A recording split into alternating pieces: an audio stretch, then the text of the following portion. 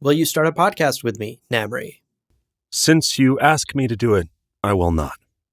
If you were indifferent, though. The malady of bad podcasts is what destroys many things. Yes, even fandoms die of it. True. Name names, Leto. Call them out. Right. Don't be so general about it, you know? Get toxic. Let's start adding some people, Leto. He's always talking generally on Twitter about don't you hate when certain content creators? It's like, name names, dude.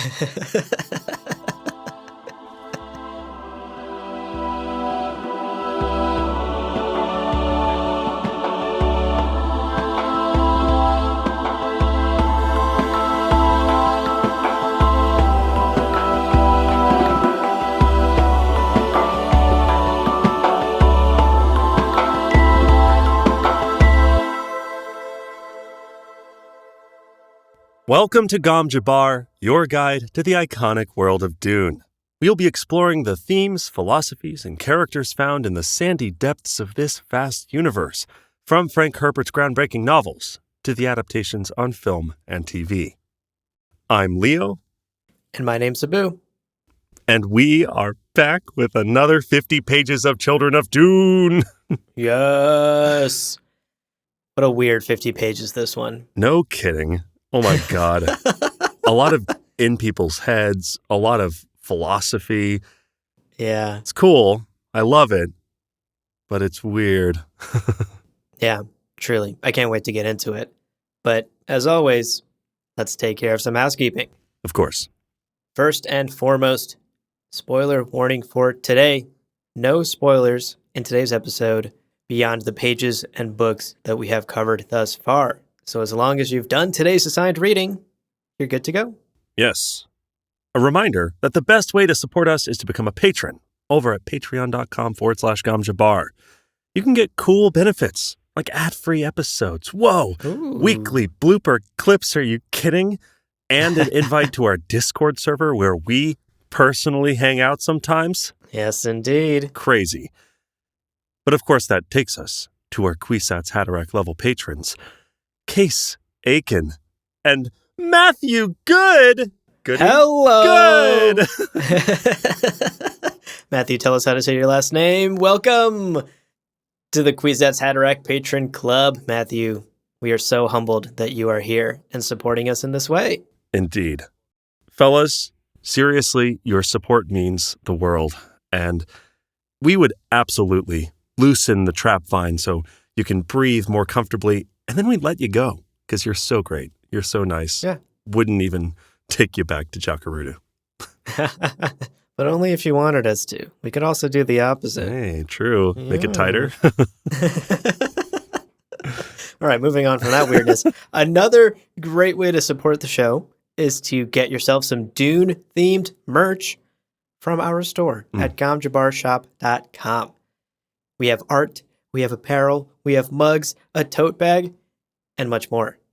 So go get some Dune swag at gomjabarshop.com. Indeed. Finally, we love to hear from you, so email us, gomjabarpodcast@gmail.com. We want to hear your thoughts, your questions, your theories, some of the stuff we talk about today, up for interpretation. We want your interpretations. Let us know. Yeah. And if you've got nothing else to share, your favorite ice cream flavor would be appreciated. That's right. I especially want to know that one so I can ban anyone that says mint from ever listening to us ever again. Solid. Happy to say not my favorite, so we don't have to end the podcast there. Really dodged a mint-flavored bullet on that one. Yeah, that was a risky thing for me to say without checking with you first. But we made it. We're through to the other side. It's one of the great barriers. Many podcasts are ended by ice cream preferences. So here's the game plan for today. If you are an avid book club listener, you know what's up. We're going to start with a summary of today's chapters.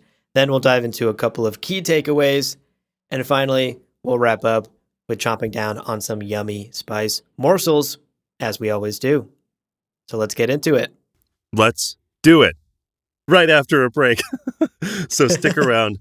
We'll be right back after this, getting into our chapter summaries. Welcome back, folks. Let's do it. Let's get into our chapter summaries for today, starting with chapter 35.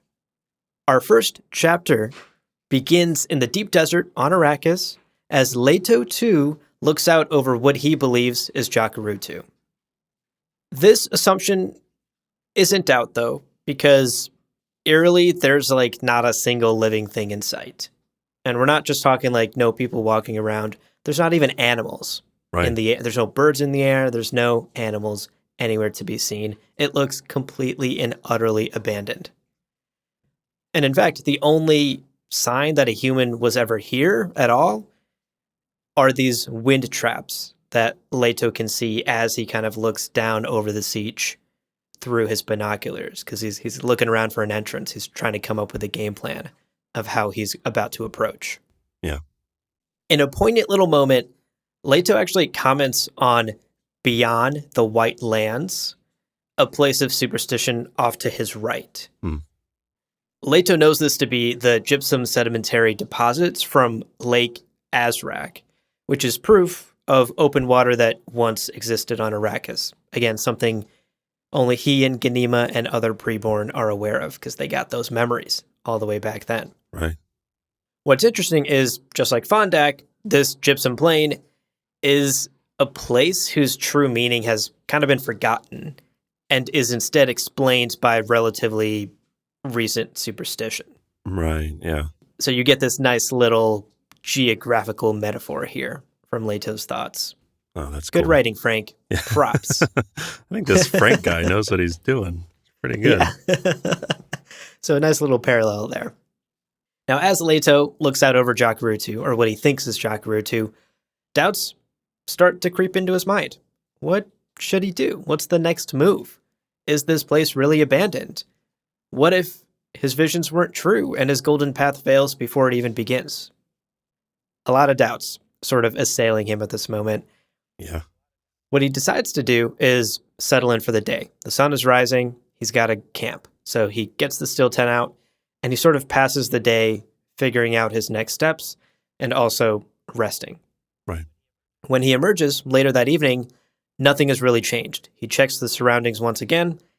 Everything still looks completely and utterly abandoned. And so he decides to be patient, much more patient than me, honestly. I would have been like, all right, fuck it, I'm going in. Yeah. He decides to bide his time and keep watch. Maybe someone will appear. Maybe some sign of life will show itself. And to pass the hours, he decides to review Chaucer's route from London to Canterbury. Don't we all? Yeah, I do that all the time. I love this quote. Quote, "It gave him a sense of timeless buoyancy to know that few in his universe would recall Chaucer or know any London except the village on Gansereed." End quote. Yeah. New London out on Gansereed. Right. Presumably the planet Gansereed. I loved this. This gave me a good chuckle. This is some classic pre-born shit, you know? Yeah, it's pretty excellent. He also mentions that he made that trek himself. He's like, oh yeah, right. I walked that route once. I do appreciate how patient and also just how careful he's being. Like, we are seeing Leto utterly committed to not making a mistake, right? This is like Paul in the decision nexus, knowing that he has to be firing on all cylinders. He's like, I'll wait. I have some time. You know, I might die of thirst eventually, but for now, I'll wait. And it's cool. It's cool to see this character that we've seen be so like sassy and sarcastic. It's cool to see him like really knuckling down and kind of being in the moment, taking this so seriously. That's a great point. And I think that seriousness comes from the fact that unlike Paul, who in Dune Messiah, as we talked a lot about, was basically on these train tracks, right? Like, was just following the script that the visions had already told him. Leto is not. Leto has had some visions of the Golden Path, but he does not know exactly the steps to get there. Right. He just knows that he has to get there for the sake of humanity. So, great point, Leo. Like this is a very high stakes journey for him here into the desert. If he fails all of humanity, and he doesn't know the exact path like his father did. Right. Yeah. Eventually, though, he does make his way down toward this abandoned siege and suddenly finds himself caught in trap vine. Shit. Shit, this always happens. All the time. A trap is suddenly sprung on Leto. He's blinded by these lights that are shined down on him, and a heavy masculine voice tells him to surrender. This voice says, quote, "Do not struggle, Leto Atreides. I have your water in my cup." End quote. Which is such a good quote when you know how critical water is to the Fremen lifestyle. Yeah, yeah. To have someone else's water in your cup. I hold your life in my hands. So good. Right. Obviously, we find out in a later chapter today that this voice is Gurney Halleck. Mm-hmm. And he explains in this scene that this trap has been specifically laid to catch Leto, who has to be, quote unquote, educated before he can be allowed to ascend the throne. Right, right. Gurney then jolts Leto with something called a slap shot, which I assume is some sort of like taser. And our boy falls unconscious. He blacks out here at the end of this chapter after falling into Gurney's trap. Chapter 36. In Chapter 36, we join Alia Atreides, or I listened to the audiobook for the first time, and yeah, Alia. Weird. Yeah, that breaks my brain every time the audiobook says that. A little weird, but it's fine. I'm gonna keep saying Alia. So Alia is berating her guards, her priestly guards in the temple foyer. Now she's lashing out at them because they failed to capture the preacher quietly and without harming him. Right. The guard captain is like, but he's always surrounded by people. What do you want us to do? He draws a fucking crowd. He's got the hand in his bag. He's always making a big old scene. How do we do this quietly? I think, guys, hear me out. This is going to sound crazy. I think we should kill him. He's too dangerous. He's best killed. Bold. It's a bold solution, especially because Alia's like, this fucking guy. It's Paul. I can't tell them that, but it's okay, whatever. Yeah. Now, throughout this scene, Alia is really angry. She's wondering at her own anger throughout this scene. Clearly, the Baron is continuing to have this kind of passive effect on her psyche, right? Like, if you read this scene and then think about Baron yelling at Nefud after the tooth incident, it's like one for one, their tone of voice and their, like, the way that they articulate themselves. It's really interesting. Now, underlying the sort of on the surface conversation that Ali is having with these priestly guards is her inner panic about basically losing control of her schemes. Quote, "Her body trembled with unleashed tensions. Idaho gone. The Lady Jessica, no reports, only rumors that they were on Seleucia. Why hadn't Idaho sent a message? What had he done? Had he learned, finally, about Javid?" End quote. Girl, you are. People are tweeting about you and Javid right now. Yeah. She thinks she's so secretive. It's embarrassing. Embarrassing, Alia. Come on. Yeah, honestly, nobody needs to go on Maury. We all know. We don't need the DNA test. Now, the Baron, uninvited, comes into the scene, rises within her mind, complimenting her on how she basically settles the argument with the guard captain. Like, the way she worded it was not, do not kill him or hurt him, right? She was not that clear. So they're like, okay, she's not in a position to say she wants him dead, but it would make her happy if he was, right? And Baron Harkonnen's like, you fucking nailed it with that ambiguity. Because, hey, like, one of them might go and do it. That's hilarious. That, one of your priestly guards would kill Paul. Like, that's so funny. Hope that happens, right? Baron's crossing his fingers, knocking on wood. Yeah. Alia hates this. She's like, shut up. And actually, quote, shut up, she hissed. Shut up. I should never have listened to you. Look what you've done. End quote. Panicking. Just sheer and utter panic. And Baron's like, what? I got you a shot at immortality? Come on. Overreacting. Besides, remember Ganima? Ganima might be the solution to all our problems. And right. Alia's like, yeah, that's a good point. And again, we see Alia under Baron's influence. Alia Atreides would never be like, yo, you right, you've totally distracted me. She's just going along with his suggestions now so quickly. It's tragic. And this is while she's also basically resisting him. Yeah, we can see how deeply he's rooted into her psyche. Let's move on to chapter 37. We return to Jakaruttu, where Leto 2 is slowly coming to. And at the moment, he's sort of lost in a very confusing sea of voices and half dreams and half visions. Right. And he opens his eyes to realize that at least one of those voices that he's hearing is actually a real person in the room right now with him. This old Fremen named Namri, who introduces himself as the father of Javid. Right. Namri tells Leto that he is here to test him. And in fact, the test is going to be this Bilbo Gollum game of riddles thing, basically. But to be very clear, not a fun game of riddles between friends. No. This is a very high-stakes game. Right. Quote, Leto noted that Namri's tone was not unkind, but it was firm, and no denying the death in it. End quote. Right. So if Leto does not answer these riddles in a satisfactory fashion, Namri is ready to kill him. Right. Right then and there. Yeah. Now, there's so much to say about these riddles that we are going to save it for a takeaway later, so hold your thoughts on that. For now, what's important to note is that Leto does pass the test, although it's not with A's on the report card across the board. Right. He just does well enough. And Namri's not ready to kill him yet, but he's also not ready to make him his BFF. Right. You haven't graduated, kid.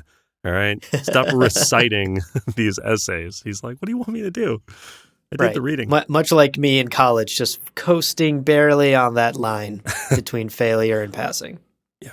Relying on that other memory for every test. Exactly. Now, Namri leaves, but he does tell Leto that the man who has captured you will be meeting you shortly. And obviously we know that man is Gurney Halleck.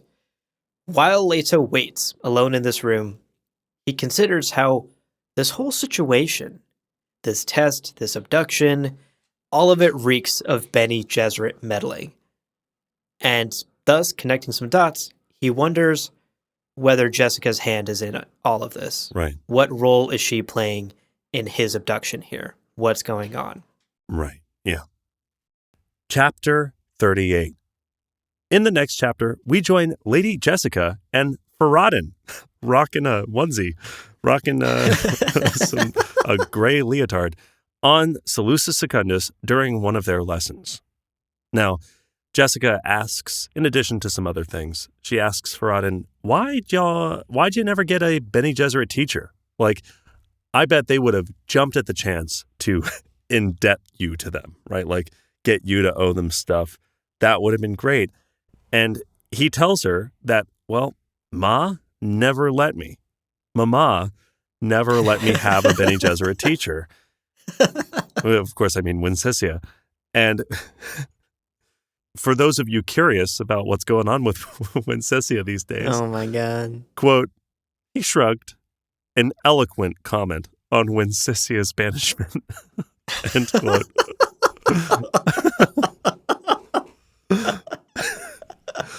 Just the voice of the text, that the shrug is an eloquent comment. It's just so funny to me. Yeah. There are a few laugh out loud moments in Dune. This is one of them. Yeah, I loved it. So good. Now, Faradin's lesson today is seemingly a simple one. Stare at your hands, make them get old, and then make them get real young. And then go from real young to real old and back again. And he's like, I don't know what you're talking about. She's like, yeah, try it. He's like, well, I want to know what you're... She's like, try it. Fucking try it. Well, what do you want for me? But there is a Bene Gesserit lesson to be learned here, as Jessica explains. Quote, reversing that change flow will teach you to see every system as something spinning in relative stability. Only relative. This is the perspective which you create with your own belief, and beliefs can be manipulated by imagination. End quote. So Bene Gesserit. I love it. It's that idea of like the mind creates reality. And Right. something we've talked about in the past is the weirding combat style, which basically like wills your body to move faster than it normally would, right? And you kind of appear to teleport because you're just moving so decidedly. And it's very, very cool because it also ties into something we saw Leto do earlier in this reading, right? He says something along the lines of knowing is like the first barrier to learning, or like knowing is a barrier to learning. And in observing Jacurutu, he had to like wipe his expectations away, right? Yeah. My hand is the age it appears to be is like an expectation and a belief. You wipe that away, and maybe then you start to see old and young and old and young. It's very neat. It's all very philosophical, very Bene Gesserit, as you're saying. The idea of manipulating beliefs, those words going well together for the Missionaria Protectiva divas as they are. But he does commit to trying. He's like, I've got this. Okay. All right. You're going to go on your garden walk. That's fine. I'm going to focus on doing this. Now, Jessica, on her way out to take her little like garden walk, looks at him and can't help but think of her son, right? Can't help but think of Paul, who she trained so many years ago. Quote, she studied him a moment. How intent he looked. He reminded her with a heart-tugging abruptness of her own lost son. End quote. Yeah, beautiful. Really beautiful stuff. A reminder that like Jessica is clearly up to things all the time, but lest we forget, she is still a mother, and she is still was the love of Duke Leto Atreides. Like, she has lost so much, and it's these little moments that are so humanizing for her. She's not just the like agent of the Bene Gesserit present in the story right now. She is very much this whole character, and it's fun to see these little moments.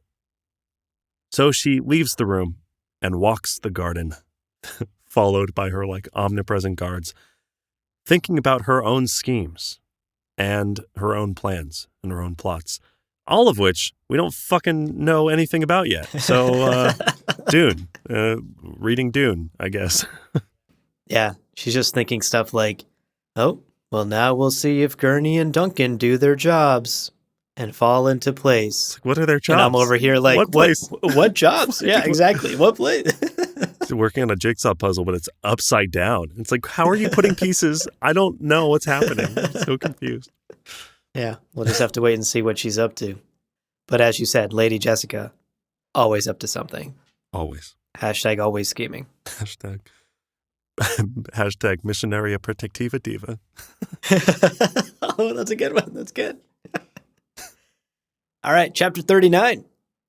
Speaking of her schemes, let's check in on one of them. Back at Jacurutu, baby, with Leto. He is still waiting for the person who has captured him to enter. And when this person does, it's a bombshell. Gurney Halleck himself. My God, he fucks. Everybody's first thought. Yeah. Now, Gurney reveals to Leto what exactly Lady Jessica has charged him to do, what this whole abduction plan is for. Quote, Halleck lifted a hand from the folds of his robe, exposed a Fremen injector, primitive but efficient. Its transparent tube was charged with blue fluid. I see you've recognized the spice essence, Halleck said. You're to take the worm trip, lad. End quote. Oh, fuck. You're to take the worm trip, lad. Every young man remembers when their father came into the room. You're to take the worm trip, lad. No, Papa, no. Papa, no. Oh, man. What a terrifying moment, both for us as the reader and Leto. Yeah. Gurney is about to force Leto to undergo the spice agony. The very thing that he and Ganima have avoided for fear of making the same mistakes their father did, right? They know what happened Right. to their dad, and they don't want to fall into the same trap, so they've been avoiding spice intake. And here's Gurney with a fucking old-ass injector. Who else used that fucking injector before me? About to pump Leto full of what looks like pure spice essence. Yeah. Leto, understandably, in this moment, frozen in shock and fear. There's this really gut-wrenching line where he even tries to move his body, but he's so frightened that he's just frozen in place. And Gurney takes this moment to basically inject him in the arm. And that obviously sends Leto into the agony, spiraling through space and time. Yeah. This moment, rereading it, is so, moving to me, is really affecting. Yeah. We see Leto's genuine, deep, profound fear of falling the way Alia has. The greatest, he says, the greatest fear for preborn, right? And even as, Paul and Jessica's other memories, right? He talks about his father essence being nah, it's cool, you're good. And then he's like, Jessica wouldn't do this to me. And Jessica inside of him's like, no, I'd do it to you. You should let it happen. Go with it. Yeah, Jesus. Even as that shit's happening, he's recoiling. And I see all of these characters, right? We've got Namri, Gurney in the room, cornering him physically. We've got his internal other voices, these guardians and counselors that he's been able to rely on. And as he pointed out earlier, nowhere else to go in the fucking world, nowhere to go in the universe. And his greatest fear is being injected into his arm, right? This insane spice essence. And he's like, these fucking idiots, what are they doing? They don't know what they're doing. And there's a real sense of they don't understand the stakes, that they're rolling his dice for him and they don't understand what's on the line. Yeah. Not just for them, not just for Leto, but as we know, all of humanity. For all of humanity, the golden path. God. Yeah. And it's so easy to forget that Leto, who is not a child, is still a child. It's easy to forget that he's a 9-year-old. And his fear here is just so heartbreaking. And it's I remember just the first time I read this, I just remember getting so angry at Gurney. I'm like, you fucking idiot. You don't know what you're doing. Oh, totally. Totally. Let's talk about these visions he has, though, because the spice is coursing through his veins and he is having very intense, very chaotic flashes in his visions. He sees things like a young woman roasting coffee. He feels skin that's not his own. He sees visions of stars falling from the sky. It's all so intense and so overwhelming for him. Throughout all of this, he hears Paul's voice, the other memory of Paul, promising to protect him from the other personas. Right. So at the very least, he won't be overwhelmed by the personas within his mind. It's just him and Paul trying to manage this trip, this spice acid prescient trip that he's undergoing. Right. This trance then deepens and gets worse, if you can imagine, and the visions become faster and more intense. There's some really beautiful writing here from Frank that illustrates how overwhelming and completely oppressive this must be for Leto. Reading these paragraphs is almost uncomfortable because it's so much and so intense. So, again, I think this Frank guy knows what he's doing. Really good stuff. It's true. Now, astonishingly, things actually take a turn because Leto begins to process all of this data that's crashing into his mind. He's starting to take hold of the reins a little bit. Right. To the extent that he actually stops needing the help of his other memory father. Quote, the worm trip had added another dimension, and his father no longer stood guard within him because the need no longer existed. Leto saw through the distances clearly, past and present. End quote. So it's almost a leveling up. He's overwhelmed at first by this trance, but it's also unlocking his innate abilities, and he's able to process what's happening to the point where he doesn't need his father to hold his hand. Right. So this is cool. This is like us almost in real time, once again, seeing a Kwisatz Haderach undergo a type of agony. And he even recognizes that he should not allow anyone to see the true extent of his abilities. Now that he's starting to control them and understand them, Right. it would be dangerous for other people to realize how truly like godlike he is, how prescient he is. Quote, that, of course, was why Gurney had been taught to fear him, why Namri's knife waited. They could not be allowed to see this power within him. No one could ever see it in its fullness. Not even Ganima. End quote. Yeah. It's interesting. It is a little unclear to me. I'd be interested to hear what our listeners think about this. But through this process, I get the impression that Leto's powers are greater than Paul's ever were. And part of this, I think, definitely comes down to like the experience of how to use the powers and like understanding their true nature as the second generation of someone to have them. There's also, I've seen arguments made online that because Paul was a generation early for the Kwisatz Haderach, like the planned Kwisatz Haderach, person was supposed to be the child of Paul or whoever. So this perhaps is even like the more full powers that Paul never even technically had access to. Super Saiyan 2. Super Saiyan 2. Gohan did it first. Yeah. Gohan did it first. That's how you defeat Cell. What a great scene, too, where he just kills all those little guys so fast. Oh, my God. Loved it. I also need a hyperbolic time chamber in my life so desperately. So badly. So badly. I'd go into it all the time. I'd be a 75-year-old, 32-year-old. Yeah, that'd be my room. I'd sleep in it every night. I think also Leto too being preborn, just like Gohan, being preborn is part of what's giving him access to this full power potential, right? Like he mentions this idea of mass experience, that all of the past abilities beyond count, you can't even count them in a single lifetime. There are so many generational like experiences within him. He's saying, I can wield that as a force that is unstoppable and unspeakable in its power, and no one can ever know that.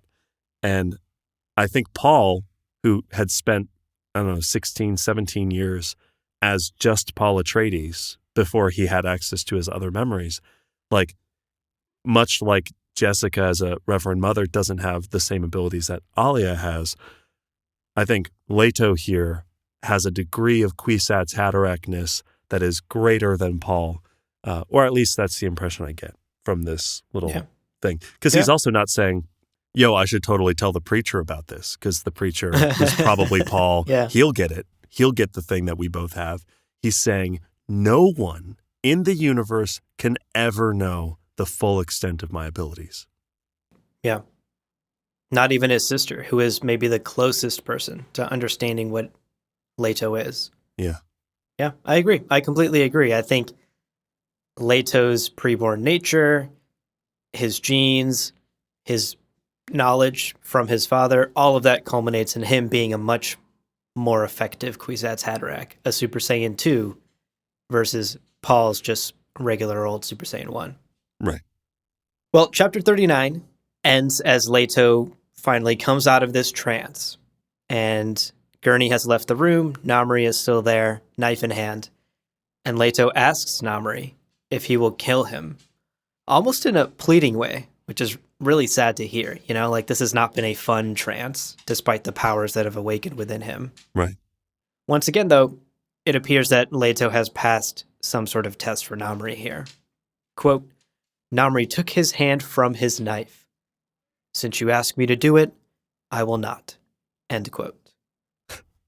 Host a podcast with me, Namri. Come on, dude. Come on. It'll be fun. I don't know how this works for you, but when I tell people, oh yeah, one of my jobs is running a podcast, I find that I have to like get ahead of the expectation. You know those memes about like when two guys have like a half decent conversation and they're like, we should start a podcast? Yeah. I've seen those memes. Yep. I have to be like, no, it's like a serious thing. We're like really popular with some people. Yeah, no, I promise we like write these massive scripts and we do hours of research. We're not just cracking beers and talking about sports and girls, bruh. Yeah. I mean, we get some talk in there, but flashback, like war flashback to all the dick jokes we made. It's like, oh no, maybe we are. A super cut of all the dick jokes. Yeah. Oh my God. Have we lived long enough to see ourselves become the bad podcast? We were supposed to not be that. Yeah. Okay. To bring balance to the podcast, not destroy them. Fuck. I guess God damn, that was like 4 layers of references there. Jesus Christ. True.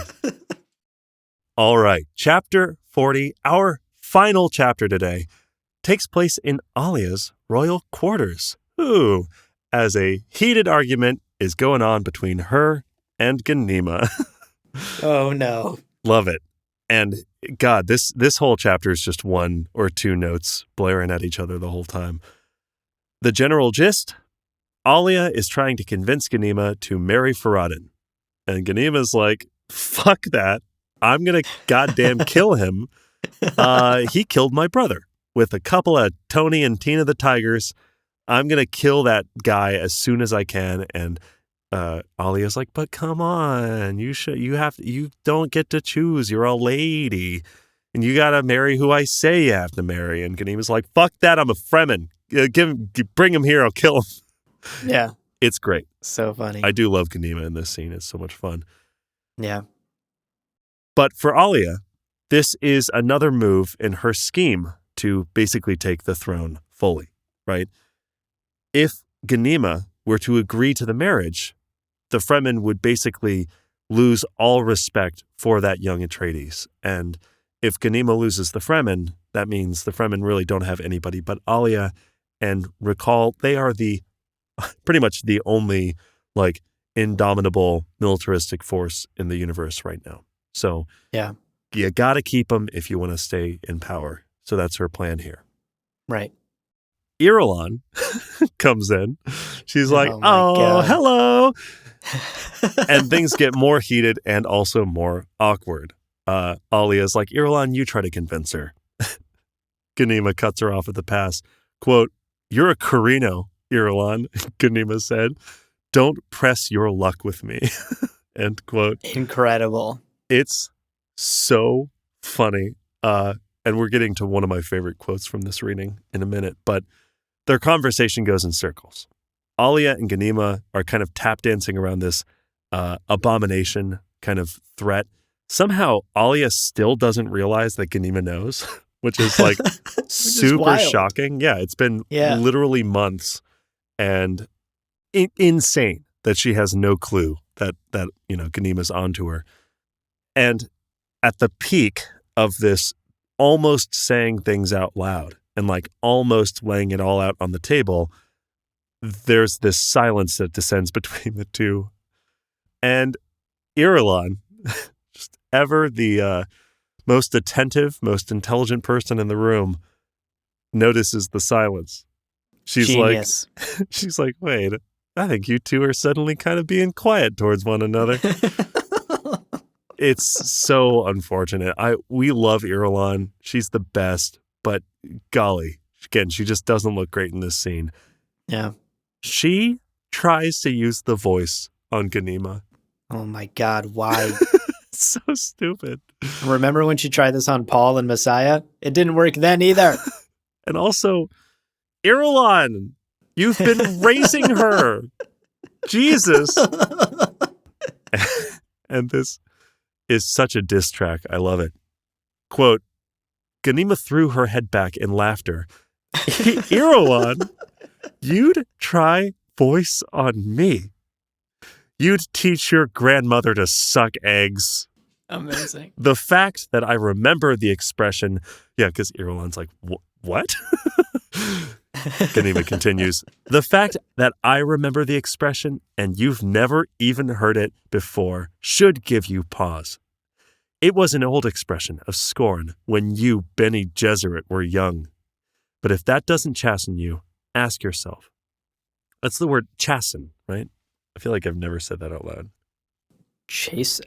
Chasten? Oh, Google says chasten. Chasten. Fuck, like English. I'm chasing that booty. Like I'm chasing that Irulan booty. Yeah. Fantastic. She's the only non-problematic person in the room, all right? Chasing that possessed barren booty? Nope. And not even going to make a joke about the other option.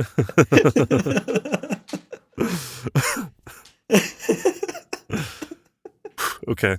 We are that podcast. We are that. No, God. Let's be toxic. Let's just be so toxic. All right.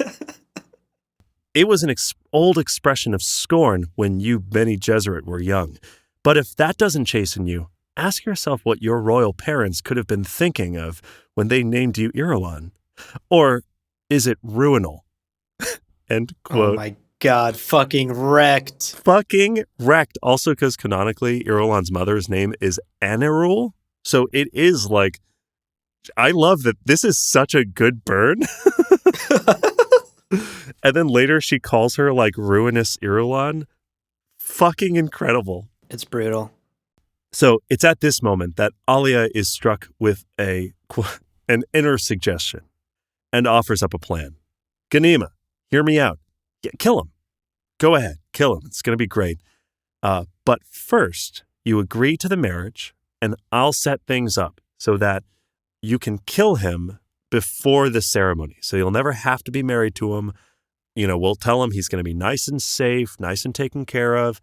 He's coming here for the wedding. I'll give you like 1 or 2 minutes and you'll be able to kill him during that time when his defenses are lowered.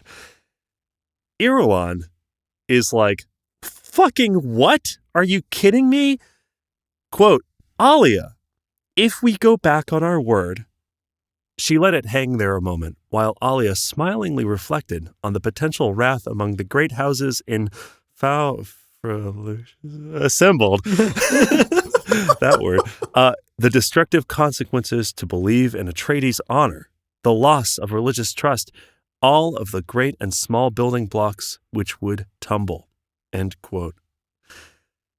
Now, you'll notice that shopping list of consequences, like Atreidian honor being in the mud, the religious trust gone, the Fremen no longer.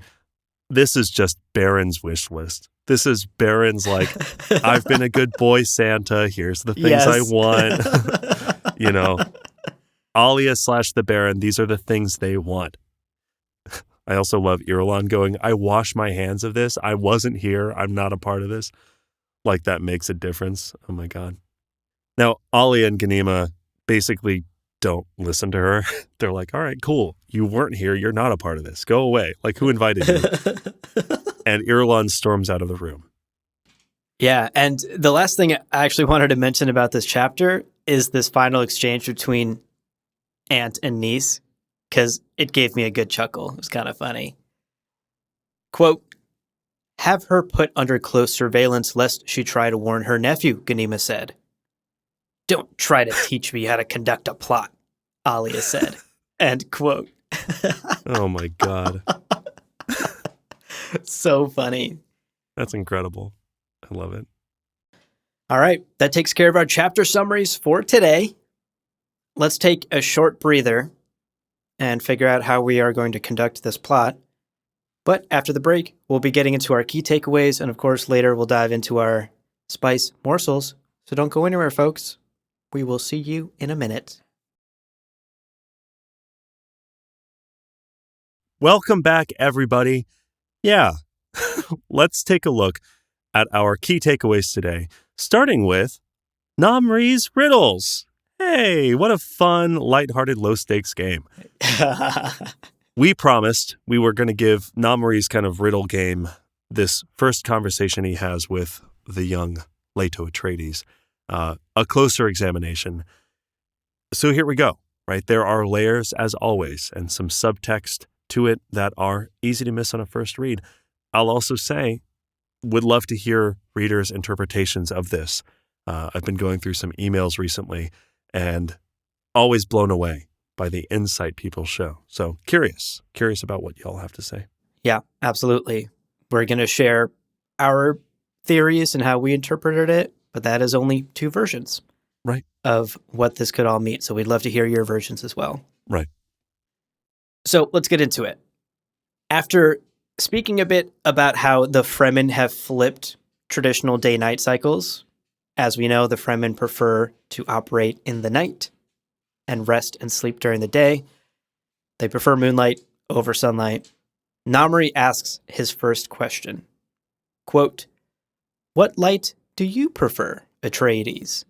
End quote. And the subtle accusation here from Namri is that the Atreides are like the daytime sun. They've brought too much order, which he says is fatal. Quote, "Man is a creature of only that light which protects him. The sun was our enemy on Dune." End quote. And so what he's getting at here, sort of the subtext, is that by equating the Atreides to the sun, Namri is insinuating that the Atreides are maybe the enemy of the Fremen, just like the son of Dune out in the desert is the enemy of the Fremen. Right. Leto's response is pretty clever. He'd do good on a political debate stage, I think.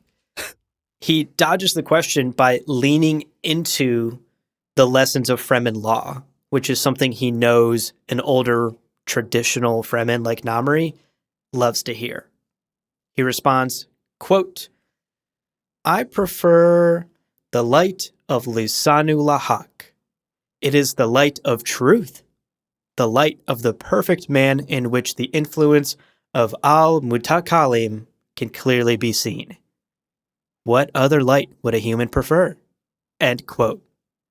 And thus he dodges, do I like moonlight? Do I like sunlight? Am I with the Atreides? Am I not with the Atreides?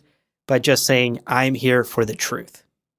Namri, for his part, is not super stoked about this answer. He's like, Well, it sounds to me like you're preaching Fremen law at me. But he lets this one slide for now and begrudgingly accepts this as an acceptable response to the first riddle. Yeah, I really get the impression here. So Namri is using these questions to gauge who Leto is, what he believes, and kind of, again, Namri is here part of Gurney's, like Gurney and Jessica, and like he's part of this ensemble, right? Gurney turned Leto over to Namri for this conversation. Yeah.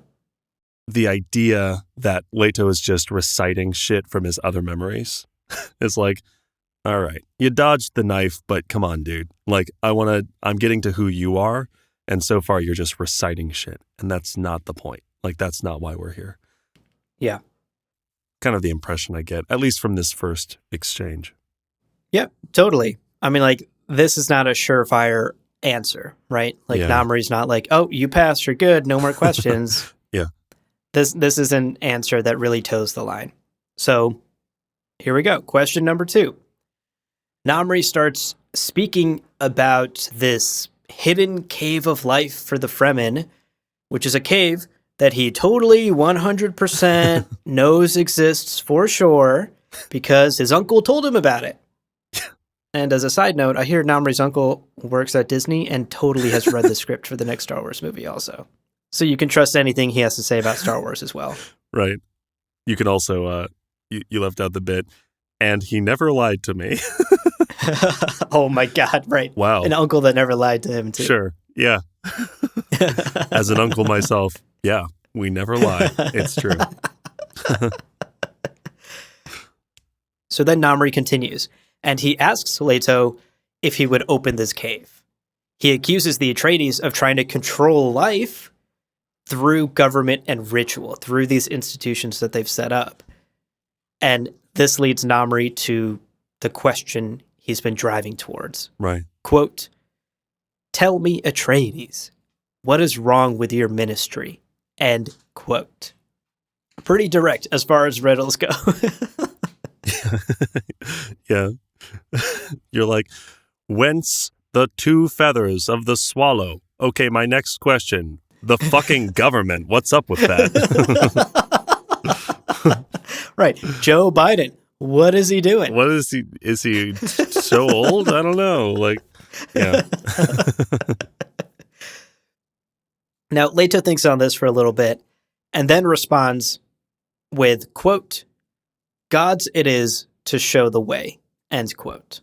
Yeah. And what he's implying here with that response is that God is the only one who can open up this cave of life, aka try to control life, and that actually the Atreides are not gods and should not dare such power, and thus should not try to open this cave that everyone's uncle knows 100% exists. Right. And I think it's worth dwelling on for just a moment the fact that this cave of life that was sealed by Shai-Hulud, right, the deity version of the sandworm. Yeah.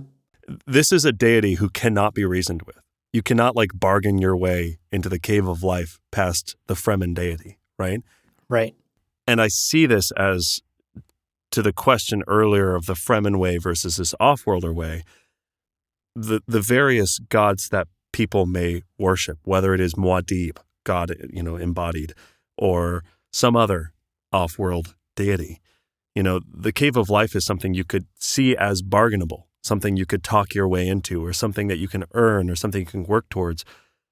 But ultimately, this idea that, well, Shai-Hulud, the essence of Shai-Hulud, the god, is one of guidance, of transport, but not one of like having a nice little chat with. God's it is to show the way is affirming that like this cave of life is only accessible if kind of almost this random primordial chance brings you to it, and it's not something to be controlled or reasoned with or like bargained into, Yeah, totally. I actually love the fact that you brought up gods, because in this conversation earlier, Namri said something along the lines of, you've killed our gods. Right. And another layer perhaps to this cave of life question and this Shai-Hulud is, are you, Leto, still loyal to Shai-Hulud, the old Fremen gods? Right. Or are you now loyal to, the Atreides gods, to the Atreides religion? There could be another subtext there as well of testing Leto's allegiance here religiously. Right. Now, all of this having been said, Namri is taken aback by this answer. He's also like, shit, I got a podcast for 45 minutes about this now. And Leto actually reassures him that this is why he made the trek out to Jakarutu in the first place, to find what they call the way. Mando would be a big fan of this. This is the way. This is the way. Leto says, I have come out here to find the way, a way that Alia's priests have kept hidden. Right. And again, a lot of religious subtext here, but basically, Leto and Namri are starting to realize that maybe they share a common goal, actually. Maybe they do see eye to eye on some things. And it's this point in the riddle game, at least to me, that feels like a bit of a turning point. Namri's not totally sold on this kid yet, but he's also not as openly hostile as he was at the start. Yeah, I definitely saw that, like his chin jerking down as Leto said that. I saw as very much like I'd written this kid off as just someone who's going to recite shit to me from his belief system or like from the past. And for Leto to be like, no, fuck the ministry. He's like, whoa, yo, hey, what's up, kid? Like, hello. Hell yeah. What up, my dude? I mean, sorry, I'm an impartial judge. I'm the Iron Hammer or whatever. Yeah, right. Leto's like, all right, I get this. But it is a moment where I also believe Leto meant what he said. And it's cool to see this. It's not Leto going into his memory going, what's the right fucking response that I'm supposed to say here? It's just him going, no, like, I'm here to uncover the truth, basically. That's why I'm here. Yeah. Totally. It convinces us, and it convinces Namri a little bit too. Right. But hold your horses, folks. This riddle game is not over yet. Namri then talks about the shield wall at Jalaluddin and how it contains his family's marks. And he describes this sort of long story about a trip he took with a friend to go to the wall and look at those family marks. But then they were caught in a storm, and they ended up seeing visions etched into the sand once that storm passed. And he asks, quote, "Tell me, Atreides, where can I find that city of tombs?" End quote. Now, Leto recognizes this sort of long story about the storm and the marks in the wall and the visions in the sand as part of old Zen Sunni philosophy. As we know, the Zen Sunni are the ancestors of the Fremen. And he answers, once again, correctly that the city of tombs is actually not a real place that can be found. Quote, "On the day of reckoning, all who stand up and seek the city of tombs shall not find it. For it is written, that which you know in one world, you shall not find in another." End quote. So cool. Now, my interpretation on this whole city of tombs was that this seems to be some sort of Zen Sunni afterlife, some sort of heaven given to those that have spent a life following the Zen Sunni path and holding to those ideals. And much like modern day religions, it's not necessarily something that you seek. It's something that you earn, right? You live your life a certain way, like a Zen Sunni, and then it is something that you will be given once you've earned it. But if, like Leto says on the Day of Reckoning, you're out here looking for the city of tombs and finding your way in, it won't be there for you. Right. Okay, let's continue this riddle game because, there's a bonus question, folks. Yeah. You thought this pop quiz was 3 questions, but it's 4. And this one's a curveball because Namri then asks Leto about the people of Kadrish wearing imitation stillsuits. To which Leto replies, quote, "The foppish habits of Kadrish are an old story often repeated. The wise animal blends into its surroundings." End quote. Yeah. And Namri accepts this final answer and declares that Leto has passed the test. He will not kill Leto. For now.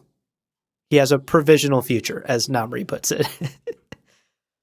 Now, what's interesting is why this bonus question, why ask this sort of curveball about stillsuits.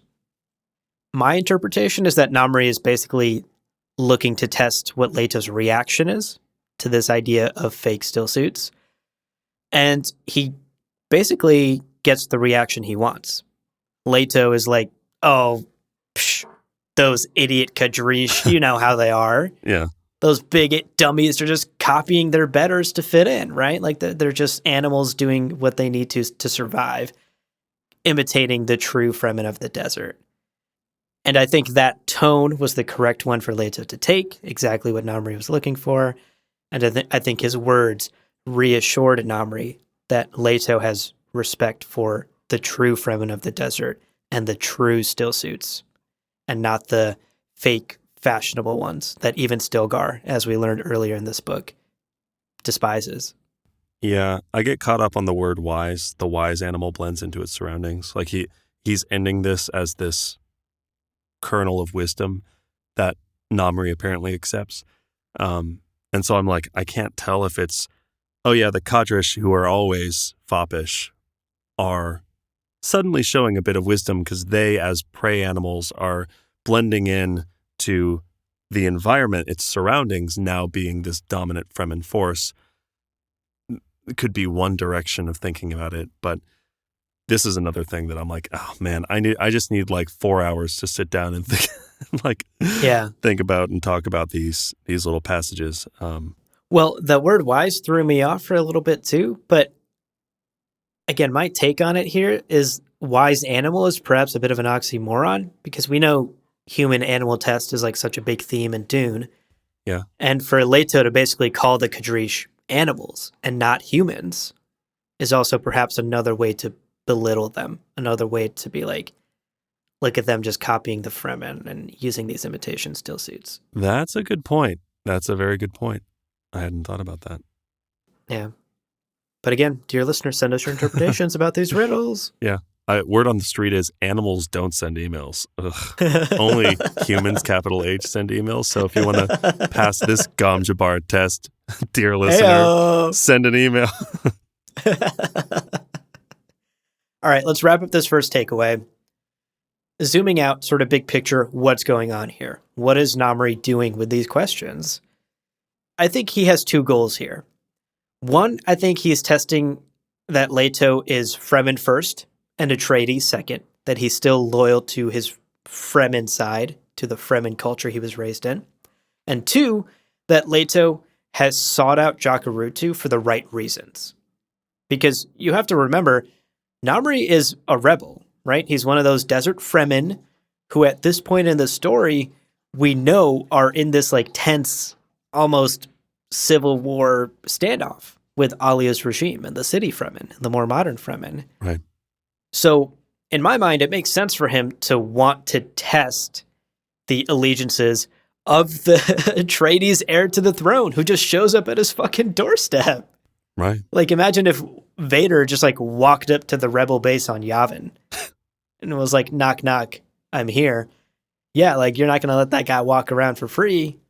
You're going to throw him in a room and interrogate him and figure out what he's doing there. Namri's doing a little bit of that here, testing Leto on his allegiances. But of course, I think in like classic Frank fashion, what should have been Namri just asking Leto, hey, bro, are we cool or what? Instead, it turns into a deeply philosophical, political, and spiritual game of riddles. Yeah. Dune, baby. Dune, baby. I also think he's, to some degree, I don't know how aligned he is with Gurney, and I actually say this genuinely, I can't remember. But I know Gurney turned Leto over to him, so he's at least a little bit here as well, under Gurney, under Jessica, under the Bene Gesserit. So there's that sort of maybe bonus third testing thing, right? Totally. All right. Well, for our second takeaway, I named this cheekily, like father, like son. I think during this episode's reading, I found myself over and over again reflecting on some of the subtle and not as subtle parallels between Paul and Leto II. Now, we've always said that Leto II dodged a lot of the hard lessons that Paul learned by relying on his father presence. You know, Paul didn't have the user's manual for the fucking prescient car, and now Leto does. He's like, oh, I've got all those lessons he learned. But we also see how that fails him in certain circumstances, right? We've talked multiple times about the balisette, how his young kid hands don't work on the balisette. And even in this first chapter, as he talks about those two worms he rode almost to death, he talks about the fatigue that his like 9-year-old body is experiencing. Yeah. So let's actually talk about some of the parallels we see from Paul's journey and Leto's journey here in this book as well. After the attack on Arrakeen, back in Dune, with his back against the wall, Paul, with his mother, set out into the desert to seek survival, the survival that he'd glimpsed in his visions. He knows he's going to meet the Fremen. Right. In Children of Dune, as we talked about in a recent book club, on Kwisatz Haderach Day, the preacher, aka Paul, said during his speech, quote, "It will be said that Leto has gone where his father went, has done what his father did." End quote. He's right. We're saying it. We're saying it right now. Right.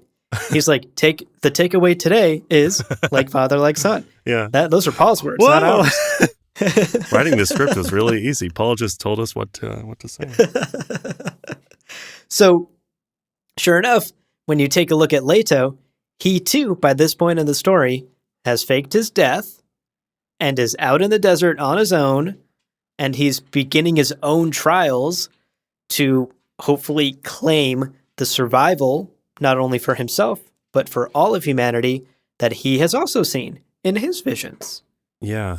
So very similarly, both father and son end up in situations where people think them dead, they are out in the desert, and they are undergoing trials and tribulations to achieve some end goal they've seen in visions.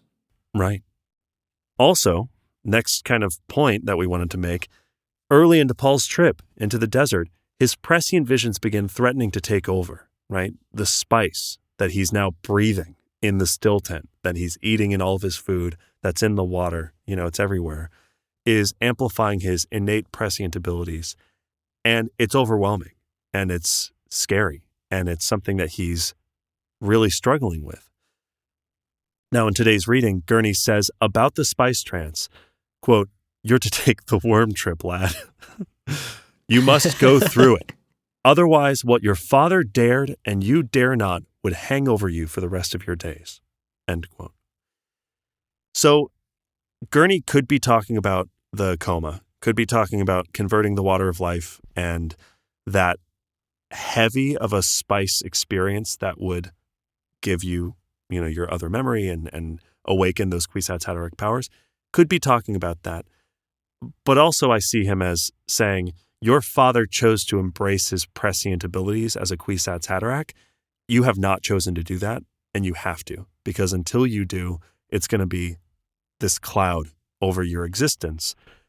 Because so far, Leto's done his best to avoid them, basically entirely for fear of setting too certain a future, thanks to what he learned for Paul.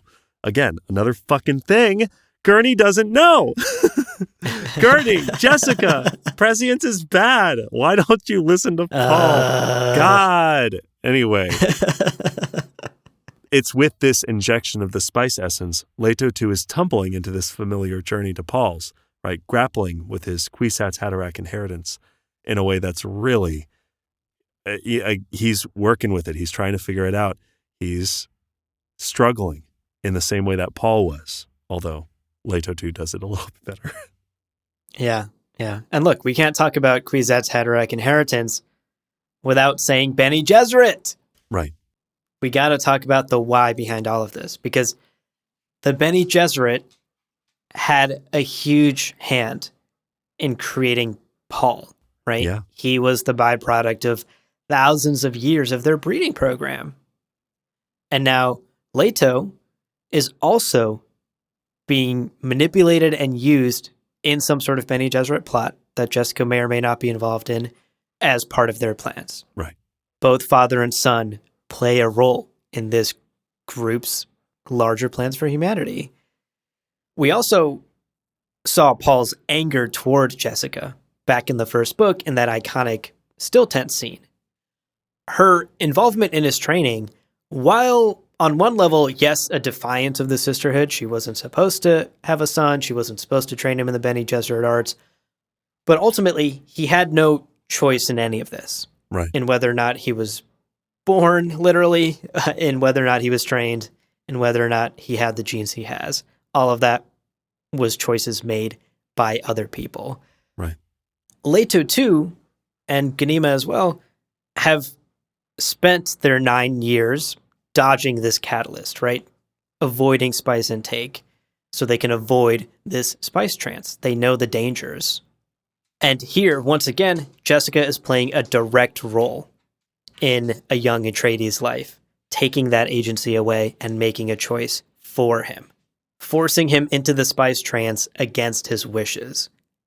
Quote, "What comes next, painful as it may seem, is at her command." End quote. That's what Gurney Halleck tells him. Yeah. And what happens after this trance, we'll just have to wait and see, because he's still in the clutches of Gurney and Namri, and who knows how much more spice they plan to give him, how much is enough for them, what are they looking for, what's the end goal? All of that's still up in the air. It's true.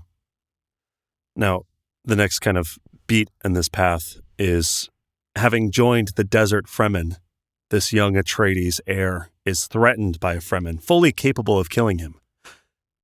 Pop quiz. Was I talking about Paul or Leto too just now? Right. So Paul, right, had Jameis, who sought to test him through Amtal. If he were fit to lead the future, he'd survive the fight. Simple, clean. Here, Leto too meets Namri, an intense desert Fremen willing to kill him if he answers the Zensuni-like riddles incorrectly.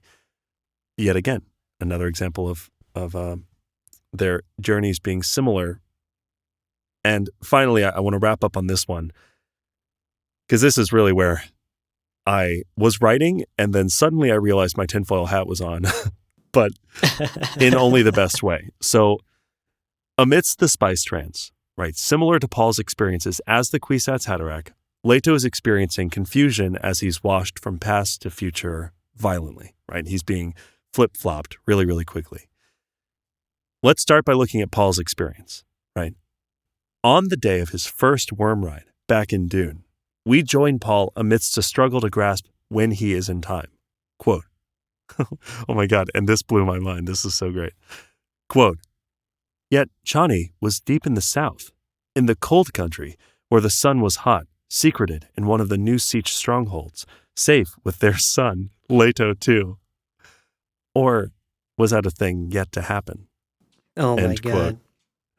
First of all, yeah, fucking confusing when you name your two sons the same name. Yeah, both a child who happened and died in that Sardaukar raid and is also now one of the main characters of Children of Dune. Confusing for sure. But more generally, quote, "Yet he could not escape the fear that he had somehow overrun himself, lost his position in time, so that past and future and present mingled without distinction." End quote. Now, in retrospect, this was probably where Paul started learning what he describes to Leto in that spice trance as stroboscopic awareness, which we'll talk about in the morsels. So speaking of Leto too, let's talk about him and let's talk about his experience with the spice trance. Quote, "He knew he had to flow with this thing, but the flowing terrified him. How could he return to any recognizable place?" End quote. And man, this is where I realized my tinfoil hat was on. Because I was like, wait, isn't that a reference to the first law of Mentat? Quote, "A process cannot be understood by stopping it. Understanding must move with the flow of the process, must join it and flow with it." End quote. Yeah. Like, Paul was trained as a Mentat, and the role his Mentat training took in the realization of his powers. With all of that in mind, I gotta say, I think this is an intended throwback reference. Like that Leto is using this verbiage to recognize what he's going through and recognizing the change and looking between the change. He's understanding process, attempting to flow with it as a Mentat. Less tinfoil hat-y, Leto Chu trying to suss out whether he's experiencing a memory or a future, which feels as real as any of his past memories, is a page straight from Paul's book, right? Like, at the end of that paragraph, quote, "Without knowing where it began, he found himself moving within a gigantic moment of bienheureux, able to see the past in the future, present in the past, the now in both past and future. It was the accumulation of centuries experienced between one heartbeat and the next." End quote. And it's here that, with his Father Presence's guidance, Leto too is forced to expand his consciousness and adjust his kind of method for thinking about himself and the universe, much in the same way that Paul had to kind of on his own, but nevertheless, it's not going to be exactly the same. They are different people, after all. Yeah. All right. That's takeaway number 2, folks. And that wraps up our takeaways for today's reading. But as always, we have a little bit more left on our plate. And let me tell you, it smells delicious. So let's take a short breather, but don't go anywhere because we still got some spice morsels to chomp down on. So we'll be right back. Welcome back, everybody. Let's get into them. Spice morsels. And I think the best place to start is a spice morsel made with rodent meat. Delicious. Jerboas. Way, jerboas. Okay, in today's reading, as Leto approaches Fondak, we get this little aside. Quote, "In a valley between two dunes, he came upon a family of jerboa, which scampered away at his approach." End quote. Now, naturally, I looked up jerboa. I was like, what's that? And I was immediately sucked down a rabbit hole of rodent taxonomy. So let's talk about it. I swear to God, I spent like probably about an hour and a half learning about mice. It's terrible, but also very enjoyable. Okay. So searching Google, I was like, what is a jerboa? They are the primary image I've come to associate with kangaroo mice, aka muad'Dib. Like if you Google image search kangaroo mice, you will see lots of picture of jerboa. And I was like, okay, so are they distinct? Are they the same? Is there confusion around jerboa versus kangaroo mice? Are these synonyms? So I continued my search and my research, which led me to a YouTube video by Animal Fact Files, who has a video titled Jerboa Facts. They're not kangaroo mice, but they look like them. Fantastic title. Right on the nose, right on the cute little mouse nose. So Animal Fact Files brought both facts and files, folks. They brought the receipts along with scientific names, which, again, took about an hour of my life, but it's fine. Kangaroo mice are from the family Heteromyidae. This is how I'm going to say that Latin word. Whereas jerboa are from the family Dipodidae. Something like that. They do share a suborder. They're in the same suborder, right? Order being rodents, suborder being mice-like things, called Myomorpha, which includes hamsters, voles, lemmings, mice, and gerbils, in addition to kangaroo mice and jerboa. And if you Google any of these fucking things, you are going to notice that they are all very similar, even though they are only in the same suborder. Anyway, back to Dune. This leaves two possibilities, okay? On a meta sense, it's possible Frank knew the difference between a kangaroo mouse and a jerboa, which would mean that jerboa and muad'Dib are different animals on Dune, and Leto noticing them is just, he's noticing another little desert creature, right? Yeah. Or, possibility two, Frank made the same mistake fucking Google makes, clearly, and conflated the two, thinking that jerboa and kangaroo mice are synonymous. Meaning, in Dune, jerboa could be the same as muad'Dib. My theory is that in Dune, jerboa is like an off-worlder word for, or is another way of describing muad'Dib, right? This is why. This would mean that Leto sees a little family of muad'Dib, the mouse that his father took as his own name, and refers to them as just another desert animal using non-Fremen language. He is on a mission in the desert to topple muad'Dib as a god and to begin his own life and path. And so there is some real significance to this kind of erasure of his father in that moment, right? He's disconnected from his Fremen vocabulary. He's not looking at the mice and going, he's muad'Dib. He is thinking about all of this as Leto, who's lived 1 million lifetimes off of Arrakis. Those are jerboa. I know because I checked its taxonomy or whatever. But there you have it. Jerboa, technically in the real world, not the same as kangaroo mice, but it's possible in Dune they are. Now you know. Amazing. Amazing. What a ride. Alrighty, well, after that #mouse facts morsel, we just have some crumbs left on our plate. Let's talk about one more morsel before wrapping up today. Stroboscopic awareness. In Leto 2's forced spice trance, his father, Presence, scolds him for attempting too quickly to understand what's happening. Quote, "Don't invite disaster. You're learning stroboscopic awareness now. Without it, you could overrun yourself. Lose your place mark in time." End quote. So, of course, this term stood out to us, and we wanted to do a little bit of Googling and figure out what it means. Right. Apparently, a stroboscope is an instrument that measures motion or determines speeds of rotation by flashing or strobing a light that corresponds to the thing that's moving and or rotating. Right. Yeah. bringing this back to Dune, this warning from Paul suggests that the full powers of prescience, all of these visions, all of this data that is jammed into your brain, is actually best practiced in almost like a flickering measure. Like, it's probably not a good idea to try and consume all of it all at once, like Leto 2 tries to.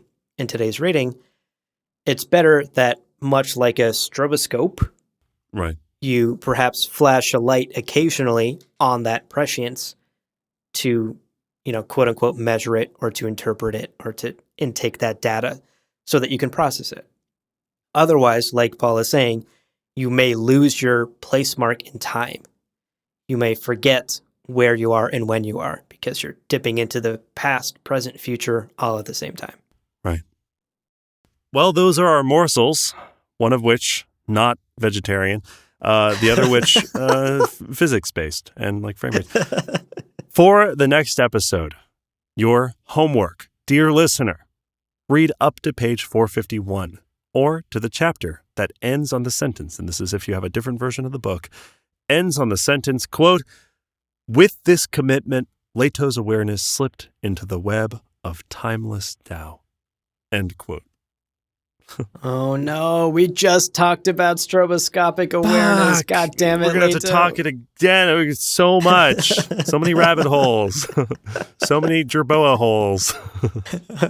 Ew. What? They burrow, I think.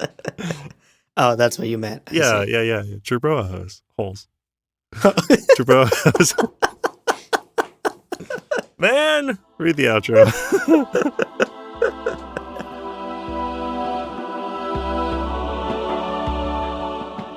Well, friends, there is no real ending. It's just the place where you stop the recording. But this podcast is always one step beyond logic, so help spread the word of Muad'Dib and leave us a review on Apple Podcasts and Spotify. And be sure to check out the other shows on the Lore Party Podcast Network on loreparty.com. You can also follow us on Twitter and Instagram at lore_party. Thank you so much for listening, and remember, whoever controls the podcast controls the universe. We'll see you on the Golden Path. I also appreciated that he's like, oh yeah, Paul Atreides, and Leto's like, you dare call him Paul Atreides? And Gurney, who's like beating the shit out of Paul 1,000 times. Is like, right. Yeah. Yeah, man, I called him young fucking pup. I can call him whatever I want. He'll always tell you that I called him young pup, but I always said the fucking in there. I always said young fucking pup. Or young fucking for short. Don't tell your grandmother this, but I also called him a son of a bitch. Yeah, son of a witch, son of a bitch. Son of a witch. Ooh, son of a witch. Oh, God. All right.